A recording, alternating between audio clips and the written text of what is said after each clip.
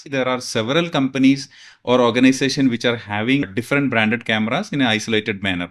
So in order to have a centralized system or to have a seamless integration between multiple surveillance systems and applications to provide the customer or the stakeholders or the end users proper alert mechanisms and real-time notifications, you need to sync the data. However, if you are having multiple distributed databases without having an actual opportunity of consolidating the same, it will be like having a raw data without any purpose. However, in accessing the distributed footages, you will be able to access the footages from the location perspective.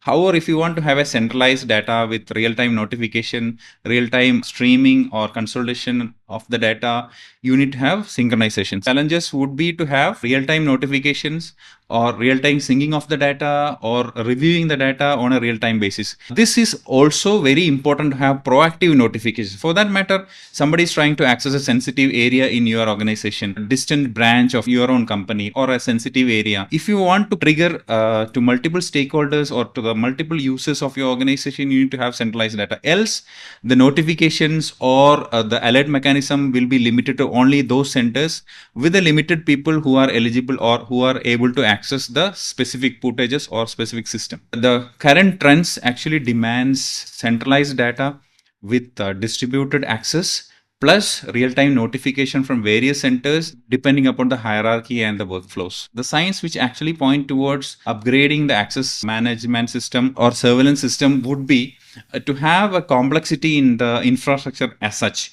For example, if I'm having a single office with limited number of staffs or two offices for that matter, which is recent, which is quite nearby and I am able to access, there is no requirement for a centralized data kind of thing. However, if you're having multiple distributed locations, complexities, multiple floors, multiple areas, multiple conditions for which you need to have a notifications based upon the conditions which you put forth. For example, somebody is trying to access your office in restricted hours, non-office hours. Somebody is trying to tamper your cameras.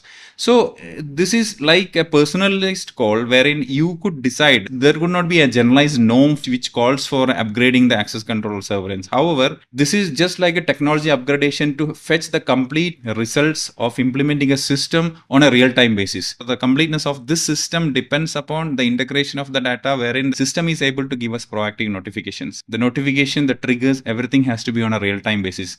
The moment it fails, the system fails. The IT managers hesitate to adopt new access control or surveillance system could be due to three reasons mainly. One is the budget issue, the difficulty in convincing the senior management for the upgradation. Second would be the difficulties in convincing the senior management, finding the right vendor, charting out the plan or plan of action, and implementing the same post-implementation reviews. In reality, the entire burden or the entire responsibility of this transition falls on the IT manager. If there is no drive from the senior management or if there is no self-drive from within, then it will be a bit difficult for him to take up such a transformation. Third will be the knowledge itself, wherein the IT manager will not be having an idea as to if he consolidate or the upgrade it or digitally transform the complete systems, he will be ignorant or unaware about the benefits which he is going to derive. An expert in access control and surveillance could guide or help the IT managers could be divided into three.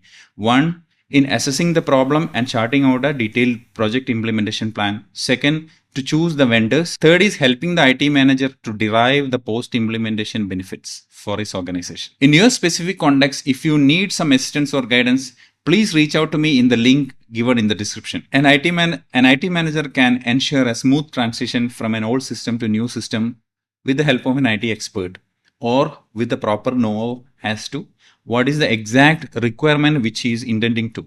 First of all, he has to study the existing system and the new system to which he needs to upgrade. Second, he needs to know which is the ideal solution and the components and the guidance or the vendors or the implementers who can successfully implement the complete system. Third would be the team with whom he is going to derive the end results. The biggest or the toughest challenge would be to re-enroll the faces or the fingers or the cards of an employee who are already accessing another system. He has to consider the system like in the stages of implementing the same and also the re-enrollment of the employees. Third would be the server capabilities or the supporting infrastructure, whether there has to be some changes for supporting, for example, cloud or storage or RAM or, cabling for that matter.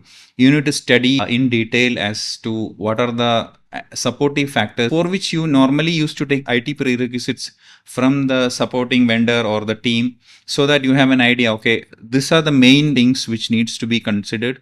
Okay, then there is cost or implementation time or effort required in making the supporting system at par with the expected requirement for implementing the new system. Third one would be the cost constraint itself. Like, you had to put forth in front of the management the complete budgeting, because in the middle you cannot suddenly go and get an additional approval for something. You could even check the possibilities of using the existing infrastructure to an extent, like cabling for that matter. For example, we had a case in ABB Hitachi. They had some issue in fetching the data from the software. They were using HID controllers and HID readers. And HID readers are a bit expensive, and that's a premium product. So in ABB Hitachi premises, we retain all the HID controllers, which was counting up to 400, 500 plus. And these readers were communicating to the newly implemented controllers, because this controller is ultimately fetching and passing the data to the software. Unless and until your controllers are not able to fetch the data and pass it to the software, the system would fail in deriving the actual expected results. So here what we did was, we provided all the control panels. We didn't change the readers, and instead we changed only the panels, and the old infrastructure was same. In doing the transformation, there could be unexpected challenges, especially from the user perspective, wherein they would be using the system in a particular way. So this change management and the knowledge transfer itself is a headache. Sometimes the data is not getting fetched, or some reports in some software, it will be available in a specific format which may not be available in the next or newly improved system. For example, it holds true for the mobile itself. When we shifted our mobile from the old Nokia to the new latest iPhone, the battery life suffered. So similarly, there will be plus and minus for both the systems. But as an IT manager, you have to carefully evaluate both the systems and your abilities in convincing the end customer as to why this is happening and what are the benefits you derive from shifting from the old system to the new system. If you agreed or promised before the senior management, or for that matter to any stakeholder who has entrusted to you this task, you have to list down, okay, these are the benefits which you are going to derive. For that matter, if it was an integrated system, for example, which we have done in Sudhir Pharma company, they could see the completely integrated access control and surveillance in a single platform, wherein it will show the logs of the access plus the footages in the real scenario, in the real time basis. Another challenge which we could successfully implement there was streaming their old cameras. They had a wide camera ranges because from the different brands, so which we had to stream to the latest software. So actually a successful professional will try to fill the gap alone rather than selling, because here in the case of ABB Hitachi or SPC, they were having old infrastructure which could still be used. So before they actually shifted to the new system completely, they could still go in phases, wherein in the initial phases they could still retain and use the existing infrastructure to an extent, so that they get confidence on our newly implemented system and they are good to go to the next phase. An IT manager, while he's choosing the vendors or implementers or consultants, he needs to an agreement or post implementation support, which is something very crucial for maintaining and ensuring smooth flow of systems. So here this could be divided into three. The IT manager has to do a self-evaluation wherein his own goals of improvement or goals of transformation has been done properly. Second is with regard to the senior management, whatever, so the stakeholders who has allocated this work to him or entrusted this work to him, whether in their perspective it is a success by delivering what was promised. Third is with the system integrator or the post implementation support.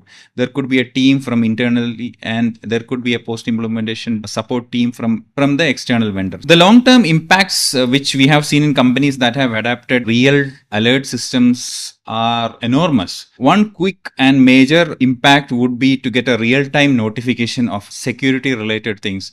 When your security is at stake, you are being intimated on a real-time basis, whether it is actually an office which is nearby to you or thousands of kilometers away, you are being alerted with a clear alert mechanism. So there are alert mechanism which could send proper footage of 10 seconds or a snapshot of what is exactly happening there in the right now or on the real time basis, or there could be pop-ups for the security. So there could be multiple stakeholders as well. So imagine you have an office complex of 10 floors and there is a fire in the 6th floor, 7th door. Also, if this event falls on a weekend, so at the same time, if the security has gone for a coffee and we are outside with family, how do we know on a real-time basis? So here, if a proper alert mechanism is in place, first of all, there could be a pop-up on the VMS portal that some unwanted event is happening, and there could be an alarm sound.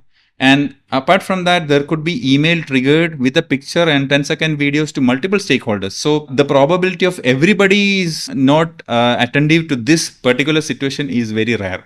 So real-time notification is very important. On top of it, once there is a trigger, okay, the next phase is going to be an analytics. Basically, you will be able to know the reasons for security breach or security failures in the last couple of months, or for that matter, last 1 year. You could analyze what were the reasons, and you could also do a check where events are recurring, or it is being attributable to a specific person's responsibility or is failure in attending the system. So basically, once this real-time alert mechanism is in picture, then the next level is BI or alert mechanisms or analytics, wherein you can even go for predictive analytics, like there is a season change or shift change, or there is a change in the hours of work. So you could expect these things. If we are approaching a company in a manufacturing segment, definitely you will have to take him a success story which you have already done in a manufacturing. So it is always advisable to have a case study from your same vertical, because the pain areas would be same. For example, we have found that oil and natural gas industry, the bandwidth issue was something very crucial. Integrating this system or taking the data or syncing the data, we know, okay, these are the pain areas. And when we are addressing the same in front of them, they also get convinced. In project sites, for example, the moment we know okay, this is a construction industry, we take the portable devices which is IP rated, because for them portability is very crucial, because most of the sites will run for 6 months, maybe 1 year or 2 years, etc. In such cases, for example, recently we did a project in Voltas, which for the Qiddiya, which is upcoming project in Saudi Arabia. For them, we have supplied portable devices with IP rating, because the terminal will be in the a harsh environment without proper air conditioning, etc. So we could assess that, okay, this could be the situation. And with the battery backup, we provided the portable devices with 3G SIM slots, which could sync the data with the server. So next time when we approach another customer from the same industry, like a construction, we take the case study which we have already done in some other construction industry to take their confidence.